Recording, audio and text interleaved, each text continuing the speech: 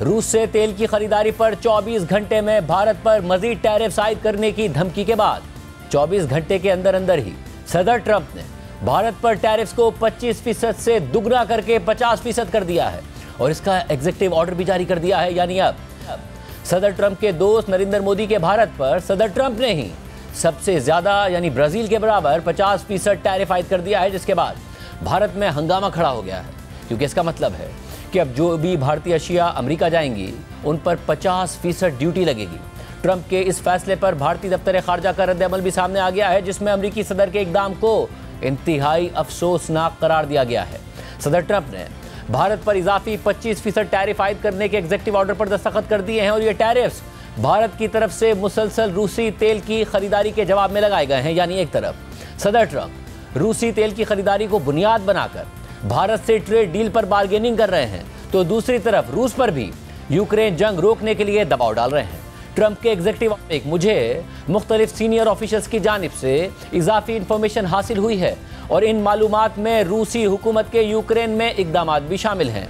और इस इजाफी इंफॉर्मेशन का जायजा लेने के बाद मैं इस नतीजे पर पहुंचा हूं कि रूसी हुकूमत के इकदामात और पॉलिसीज अमेरिका की नेशनल सिक्योरिटी और फॉरेन पॉलिसी के लिए एक गैर मामूली और बड़ा खतरा पैदा कर रहे हैं। और इस नेशनल इमरजेंसी की सूरत हाल से निपटने के लिए मैंने ये फैसला किया है कि ये लाजमी और मुनासिब होगा कि अमेरिका में भारत से की जाने वाली दरामदात पर इजाफी ड्यूटी लगाई जाए, क्योंकि भारत डायरेक्टली या इनडायरेक्टली रूस से तेल खरीद रहा है। इसलिए भारत से दरामद की जाने वाली अशिया पर 25% की इजाफी ड्यूटी लगेगी। अपने एग्जीक्यूटिव ऑर्डर में ट्रंप ने भारत को धमकी भी दी है कि अगर उसने जवाबी इकदामात किए तो इसके भी नताइज होंगे।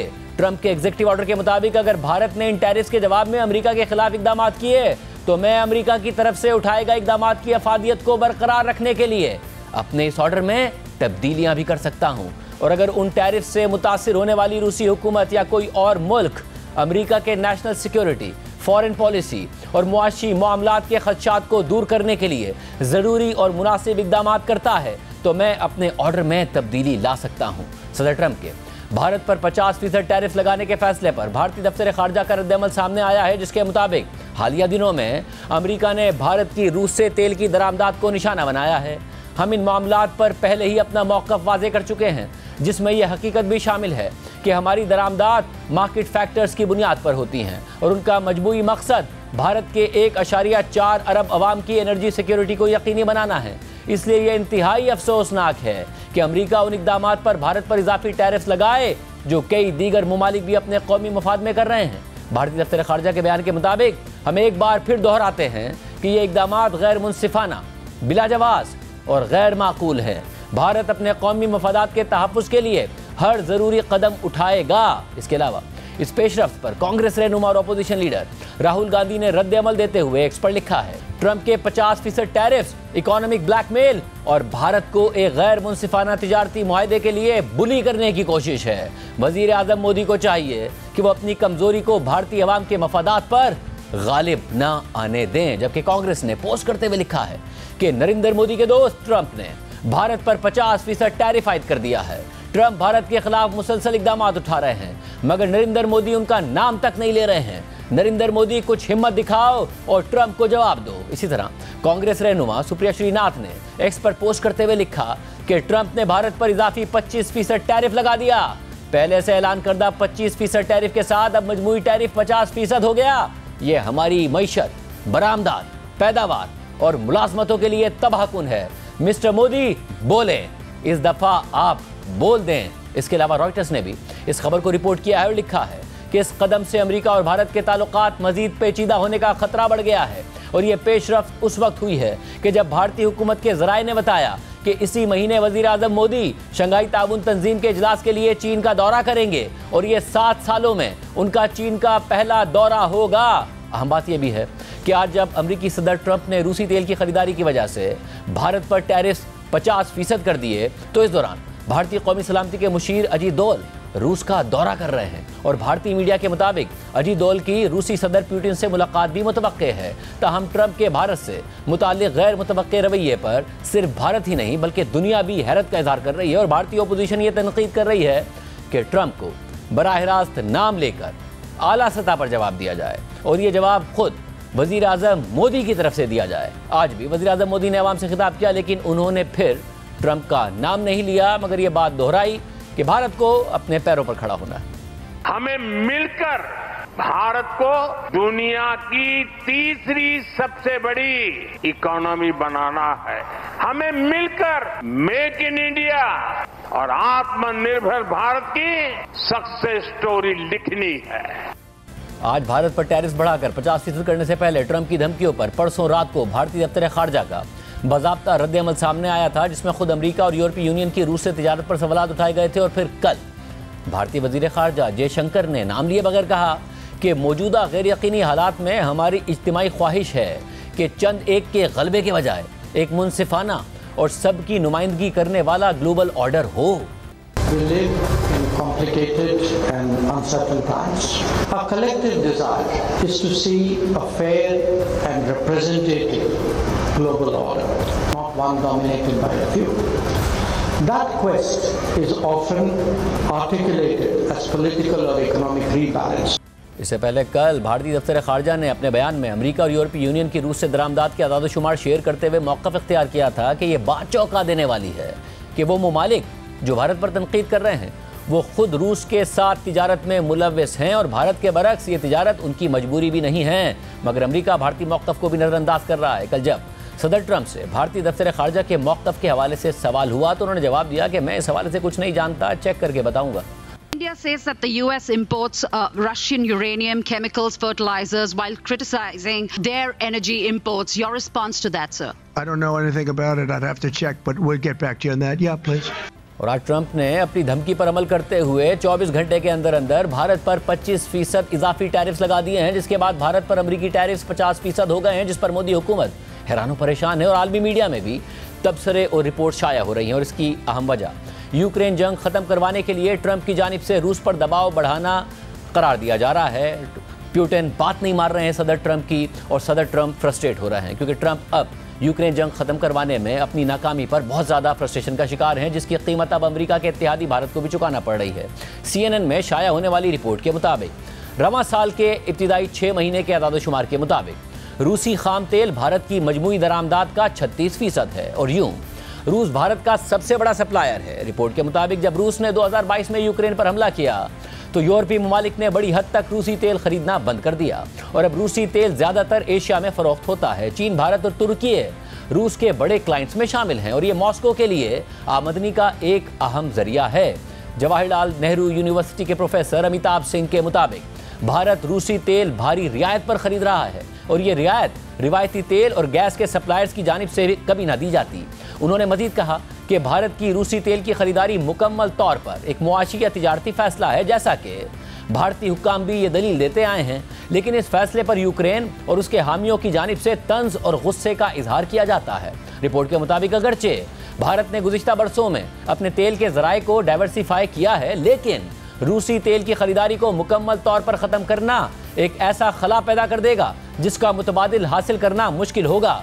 ऑयल एनालिस्ट मुयू शो के मुताबिक भारत अपनी तेल की ज़रूरियात का 80% दरामद करता है और उसकी अपनी तेल की पैदावार इतनी नहीं है कि इस ज़रूरत को पूरा कर सके। दुनिया के बड़े तेल पैदा करने वाले ममालिक के इत्तेहाद ओपेक के पास कुछ इजाफी सलाहियत हो सकती है, लेकिन रातों रात उनसे 3.4 मिलियन बैरल्स पंप करने के लिए कहना मुश्किल है। रिपोर्ट के मुताबिक भारत के लिए ऑप्शंस दीगर अमरीकी इकदामात से भी महदूद हो चुके हैं। भारत को ईरान और वेनेजुएला से तेल खरीदना बंद करना पड़ा क्योंकि ट्रंप ने इन ममालिक पर पाबंदियां लगा दी थी और इन ममालिक से तेल खरीदने वाले ममालिक पर टैरिफ लगाने की धमकी दे दी थी। रॉयटर्स के मुताबिक ईरान से तेल की खरीदारी बंद करने से पहले भारत ईरानी तेल के सबसे बड़े खरीदारों में से एक था और रोजाना 4,80,000 बैरल्स तक खरीदता था। जवाहरलाल नेहरू यूनिवर्सिटी के प्रोफेसर अमिताभ सिंह के मुताबिक हमारे हाथ पीछे बंधे हुए हैं। भारत की तेल की डिमांड पूरी करने के लिए बहुत कम गुंजाइश बची है, इसलिए फिलहाल ये इम्कान नहीं है कि भारतीय हुकूमत ट्रंप के मुतालबात के सामने झुके।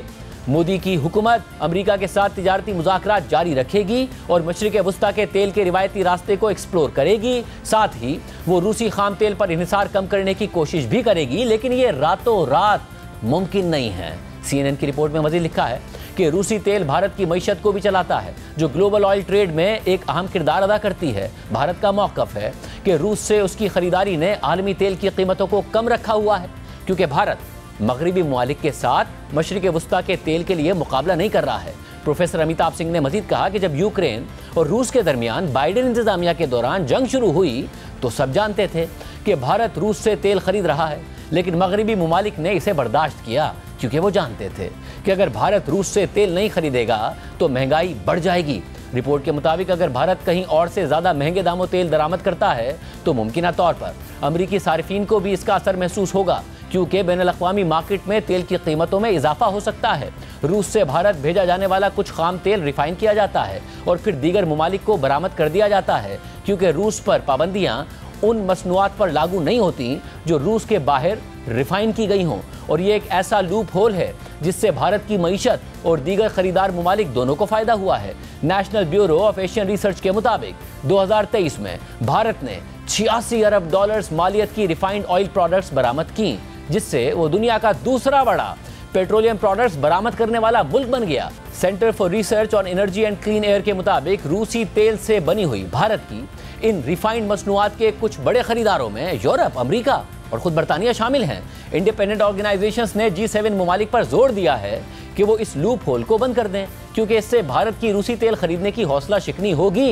रिपोर्ट के मुताबिक भारत और रूस की शराकतदारी सिर्फ तेल तक महदूद नहीं है और कई दहाइयों पर मुहित है, और ये एक और वजह है कि रूस और भारत की तिजारत को आसानी से ख़त्म नहीं किया जा सकता। अमेरिका और सोवियत यूनियन की सर्द जंग के दौरान भारत बाज़ाब्ता तौर पर गैर जानिबदार रहा, ताहम भारत 1970 की दिहाई में सोवियत यूनियन की तरफ झुकने लगा, क्योंकि अमेरिका ने भारत के पड़ोसी और देरीना हरीफ पाकिस्तान को फौजी और माली इमदाद देना शुरू कर दी थी। और यही वो वक्त था कि जब रूस ने भारत को असलहा देना शुरू कर दिया। ताहम हालिया वर्षों में भारत अमेरिका के करीब आ गया है और उसने अमेरिका और उसके इत्तेहादियों बशमूल फ्रांस और इसराइल से असलहे की खरीदारी में इजाफा कर दिया है। ताहम सिप्री के मुताबिक भारत अब भी रूसी असलहे का सबसे बड़ा खरीदार है, जबकि मोदी के अब भी प्यूटन से दोस्ताना ताल्लुकात हैं। यहाँ तक कि उन्होंने गुज़िश्ता साल मॉस्को का एक मुतनाज़े दौरा भी किया, जहाँ रूसी सदर ने उनका इस्तकबाल गले लगाकर किया और खुद उन्होंने गाड़ी चलाई। इसी तरह ट्रंप और मोदी में भी ऐसी ही दोस्ती रही है। 2019 की इलेक्शन रैली में ट्रंप ने ऐलान किया कि भारत ने कभी भी सदर के तौर पर डोनाल्ड ट्रंप से बेहतर दोस्त नहीं पाया। जवाहरलाल नेहरू यूनिवर्सिटी के प्रोफेसर अमिताभ सिंह के मुताबिक तवक्को की जा रही थी कि जब ट्रंप व्हाइट हाउस में दूसरी मुद्दत के लिए आएंगे तो ये दोस्ती जारी रहेगी, लेकिन इस बार हालात खराब हो चुके हैं। भारत इन बातों से खुश नहीं है कि ट्रंप हालिया पाक भारत तनाज़े में सीज फायर का क्रेडिट खुद ले रहे हैं, या ट्रंप के ये इल्जामात कि रूस से भारतीय ऑयल इंपोर्ट्स रूसी वॉर मशीन को सहारा दे रही हैं। CNN के मुताबिक यूक्रेन जंग खत्म करने में अपनी नाकामी की फ्रस्ट्रेशन की वजह से ट्रंप ने यह सख्त रद्द-ए-अमल दिया है, क्योंकि यह ऐसा मामला था कि जिसे उन्होंने हुकूमत संभालने के पहले दिन पूरा करने का वादा किया था। भारत की रूस से तेल की खरीदारी पर रॉयटर्स ने भी आदाद-ओ-शुमार शाया किए हैं, जिसके मुताबिक भारत दुनिया का तीसरा बड़ा तेल का खरीदार और सारिफ है। गुज़िश्ता माह के आदाद-ओ-शुमार के मुताबिक इस साल जनवरी से जून के दरमियान भारत ने रोजाना तकरीबन 1.75 मिलियन बैरल्स रूसी तेल खरीदा, जो गुज़िश्ता साल के मुकाबले में भी 1% ज़्यादा है। इन 6 महीनों के दौरान रूस भारत का सबसे बड़ा सप्लायर रहा, जो भारत की मजमूई तेल की सप्लाईज का तकरीबन 35% है। भारत की जानिब से रियायती कीमतों पर रूसी तेल की खरीदारी में उस वक्त इजाफा हुआ कि जब 2022 में यूक्रेन पर रूसी हमले के बाद मगरबी ममालिक ने उस पर पाबंदियां आयद कर दी थी और रूस से तेल खरीदना बंद कर दिया था। जून में भारत की रूसी तेल की दरामदाद में उससे पहले के महीने के मुकाबले में 17.4% इजाफा हुआ और ये रोजाना तकरीबन 2 मिलियन बैरल्स तक पहुंच गई। 2025 के पहले 6 महीनों में प्राइवेट रिफाइनरीज ने भारत की रूसी तेल की दरामदाद का तकरीबन 60% खरीदा। उनमें से कुछ के रूस के साथ सालाना मुआहदे हैं और वो भारत में रूसी तेल के सबसे बड़े खरीदार हैं। रॉयटर्स के मुताबिक बाकी रूसी तेल भारत की 4 सरकारी रिफाइनरीज ने खरीदा, जो भारत की मजमूई 5.2 मिलियन बैरल्स योमिया रिफाइनरिंग की गुंजाइश का 60% से ज्यादा कंट्रोल करती हैं। ताहम जुलाई के आखिर में ज़राए ने रॉयटर्स को बताया था कि सरकारी रिफाइनरीज ने रूसी तेल खरीदना बंद कर दिया है, क्योंकि रूसी तेल पर रियायतें कम हो रही थीं और ट्रंप रूसी तेल के खरीदारों को धमकियां दे रहे थे। और आज ट्रंप ने भारत पर 50% टैरिफ आयद कर दिया है। मगर इस पूरी सूरत हाल में भी भारत में मोदी हुकूमत के हामी सहाफ़ी और टीवी चैनल्स ये तौजीह पेश कर रहे हैं कि अमरीकी टैरिफ से भारतीय मईशत को नुकसान से ज़्यादा फ़ायदा होगा, क्योंकि इस मौके से फायदा उठाकर भारत खुद कफील होने की तरफ आगे बढ़ेगा।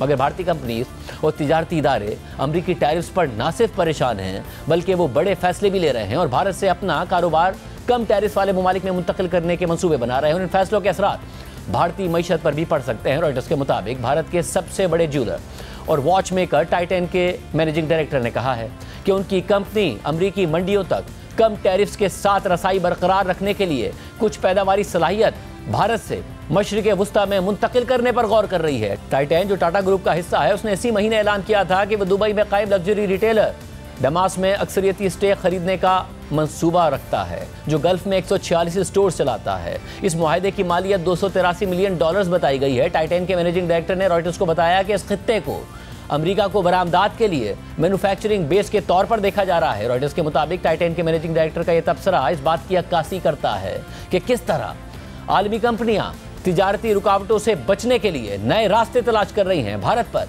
50% टैरिफ्स के मुकाबले में मुत्तहिदा अरब अमारात को 10% बेस टैरिफ्स का सामना है। मगर जहां ट्रंप की धमकियों और फैसलों से भारतीय मईशत के लिए मुश्किलात खड़ी हो सकती हैं, तो वहीं ट्रंप के रवैये से वजीर आजम मोदी की सियासत और हुकूमत भी मुतासिर हो रही है। मोदी हुकूमत पर ऑपोजिशन का दबाव शिद्दत इख्तियार करता जा रहा है और उनकी मुसलसल ट्रोलिंग हो रही है। कांग्रेस वजीर आजम मोदी और उनके हिमायतियों को ताने दे रही है कि वजीर आजम मोदी एक कमजोर वजीर आजम है, वो अमरीकी सदर ट्रंप से इतना डरते क्यों हैं? क्यों रहे हैं, इतने दुर्बल हो गए हैं, पार्लियामेंट चला नहीं पा रहे हैं, ट्रंप जी का सामना नहीं कर पा रहे हैं, क्या हो गया है? एक वो कुछ लोगों की टोली है ना, जब मोदी जी अमेरिका पहुंचते हैं तो वो एयरपोर्ट पहुंच के नाचने गाने लगते हैं, नारेबाजी करने लगते हैं, मोदी मोदी के नारे लगाते हैं। जो मोदी जी को छूकर तर जाते हैं, जो उनके दर्शन पाकर ही धन्य हो जाते हैं, जो अमृत काल की बात करते करते अश्रुओं की अपनी धारा नहीं रोक पाते, इतने भाव विभोर हो जाते हैं, जो खुद तो भारत की नागरिकता त्याग चुके हैं लेकिन भारत माता की जय के नारे टीवी पर बड़ी जोर से लगाते हैं, वो कुछ ये जो लोग हैं, ये टोली आजकल गायब हो गई है, पता ही नहीं चल रहा कहाँ गए। अरे ट्रंप देश के खिलाफ इतनी बड़ी बड़ी, इतनी भद्दी भद्दी बातें बोल रहा है, इतनी धमकियां दे रहा है, इतनी खरी खोटी सुना रहा है, इतना अपमान कर रहा है भारत का, तो इतना सन्नाटा क्यों है भाई? इतना सुई टपक सन्नाटा क्यों है? आप लोग का खून नहीं खौलता है? खून है या पानी? कुछ बोल नहीं पा रहे, देश के अपमान के खिलाफ खड़े नहीं हो पा रहे। यह सारी राष्ट्रभक्ति का दिखावा सिर्फ टीवी चैनल तक सीमित था, अब साफ सूंघ गया है। या आप भी अपने आका की तरह ट्रंप से डरते हैं? मैं तो कहती हूँ मोदी जी के समर्थन में अपनी विदेशी नागरिकता को त्यागिए और तुरंत वापस भारत आइए। हिम्मत है तो ये करके दिखाइए, अन्यथा नारे लगाने मत पहुंच जाइएगा अगली बार। इसी तरह कांग्रेस के रहनुमा पवन खेरा ने वजीर आजम मोदी के मुतादिद बयानात एक साथ शेयर किए हैं, जिनमें नरेंद्र मोदी सदर ट्रंप और चीन की तारीफें कर रहे हैं और उनके साथ अपने ताल्लुकात बता रहे हैं, जिस पर कांग्रेस तंज कर रही है कि वजीर आजम मोदी में इन दोनों ममालिक के सामने खड़े होने की हिम्मत ही नहीं। It is my honor and privilege to welcome here Mr. Donald Trump. However, after my recent meeting with President Xi, we have seen a return to normalcy at the border. President Trump मुझे tough negotiator कहते हैं, लेकिन वो खुद भी the art of the deal में माहिर है और मैं उनसे बहुत कुछ सीख रहा हूँ। हमारा मानना है कि भारत और चीन के संबंधों का महत्व केवल हमारे लोगों के लिए ही नहीं, लेकिन वैश्विक शांति, स्थिरता और प्रगति के लिए भी हमारे संबंध बहुत अहम है। अब की बार ट्रंप सरकार was impressed, और वो भी मुझे प्यार से, इवन अपना खुद का कमरा भी वो मुझे देखने के लिए ले गए। मेरे गुजरात में स्पोर्ट्स को और डेवलप करने के लिए काम करना चाहता हूं। मुझे चीन की मदद चाहिए। I had a chance to meet him often, and every time I found the friendliness, warmth, energy. The President of the United States of America, Mr. Donald Trump, my friend, India's friend, the President of the United States of America, Mr. Donald Trump. तो चीन के राष्ट्रपति ने मुझे बताया और बड़े गर्व से बताया, उन्होंने कहा कि मैंने दंगल मूवी देखी है। मैं राष्ट्रपति ट्रंप से एक बात हमेशा अप्रिशिएट करता आया हूं, सीखता आया हूं कि वे राष्ट्र हित को सर्वोपरि रख करके काम करते हैं। जब अमेरिका और भारत साथ मिलकर काम करते हैं, यानी मागा प्लस मीगा, तब बन जाता है मेगा पार्टनरशिप फॉर प्रॉस्पेरिटी। और इस वक्त वजीर आजम मोदी शदीद दबाव का शिकार हैं। जिन्हें वो बेहतरीन दोस्त कहते थे, वो उनके लिए मसाइल खड़े कर रहे हैं, भारत पर टैरिफ्स लगा रहे हैं। मोदी उन्हें जवाब नहीं दे पा रहे हैं।